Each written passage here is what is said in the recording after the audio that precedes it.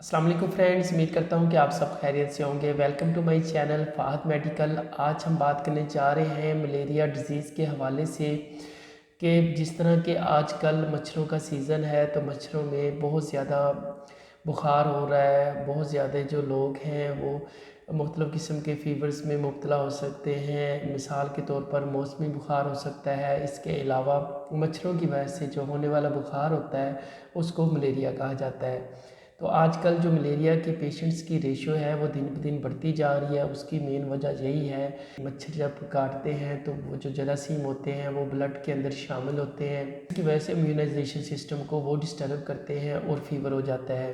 उस फीवर को कंट्रोल करने के लिए एलोपैथिक में कौन सी मेडिसिन डॉक्टर हज़रात इस्तेमाल करवाते हैं, आज उनके बारे में आपके साथ मैं नॉलेज शेयर करने जा रहा हूँ। मज़ीद डिटेल में जाने से पहले जो मेरे चैनल पर न्यू हैं उनसे रिक्वेस्ट है कि वो मेरे चैनल को ज़रूर सब्सक्राइब कर लें ताकि मेरी आने वाली तमाम इन्फॉर्मेटिव वीडियोस उन तक बआसानी पहुँच सके। बात करते हैं कि मलेरिया फ़ीवर क्या है। मलेरिया फ़ीवर जो है ये मच्छरों की वजह से होने वाला फ़ीवर होता है। जब मच्छर किसी बॉडी को काटता है तो बॉडी के अंदर अपने जरासीम जो है उनको ट्रांसमिट कर देता है, जिसकी वजह से जो हमारा इम्यूनाइजेशन सिस्टम है वो डिस्टर्ब होता है। और डिस्टर्ब होने की वजह से जो पेशेंट होता है, जो मतलूबा फ़र्द होता है, उसको बुखार होना स्टार्ट हो जाता है। और जब बुखार हो जाता है तो बुखार को ख़त्म करने के लिए आमतौर पर नॉर्मल मेडिसिन यूज़ होती हैं, उनके इस्तेमाल करवाने से फ़ीवर जो है वो कंट्रोल में नहीं आता। तो फिर डॉक्टर हज़रात जो है वो पेशेंट को टेस्ट रिकमेंड करते हैं कि वो मलेरिया का टेस्ट करवाएं। मलेरिया टेस्ट जब पॉजिटिव आता है तो डॉक्टर हज़रात कौन सा ट्रीटमेंट जो है, कौन सी मेडिसिन जो है वो प्रिस्क्राइब करते हैं कि पेशेंट को ये मेडिसिन इस्तेमाल करवाई जाए। इसके बाद इंशाल्लाह 2 से 3 दिन में ही उसका जो फ़ीवर है वो कंट्रोल हो जाता है। सबसे पहले मैं बात करता हूँ टैबलेट नोविडेट की। टैबलेट नोविडेट जिसका फार्मूला सिप्रोफ्लॉक्सासिन होता है, ये नहायत ही एक ज़बरदस्त एंटीबायोटिक होती है जिसको मुख्तलिफ़ पर्पज़ के लिए इस्तेमाल करवाया जाता है। लेकिन यहाँ पर हम चूँकि मलेरिया की बात कर रहे हैं तो मलेरिया में इस एंटीबायोटिक का इस्तेमाल करवाना सबसे ज़्यादा बेहतर होता है। इस टैबलेट का इस्तेमाल पेशेंट में, अडल्ट्स में एक एक गोली सुबह शाम करवाई जाती है। दूसरे नंबर पर मैं बात करता हूँ टैबलेट पैनाडॉल की। टैबलेट पैनाडॉल जिससे आप बखूबी वाकिफ़ हैं, इस टैबलेट का फार्मूला पैरासीटामोल होता है। इस टैबलेट का इस्तेमाल पेशेंट को एक एक गोली 3 टाइम करवानी होती है।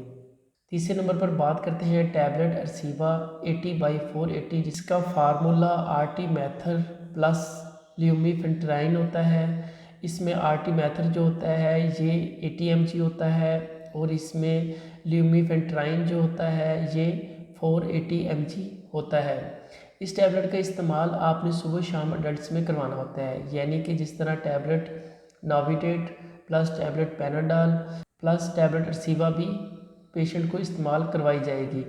चौथे नंबर पर कैप्सूल राइजक 40 mg जिसका फार्मूला मेप्राजोल होता है, इसका इस्तेमाल करवाया जाता है। इसका इस्तेमाल करवाने का मकसद सिर्फ़ और सिर्फ पेशेंट की स्टमक की एफिशिएंसी को मज़ीद बेहतर करने के लिए करवाया जाता है।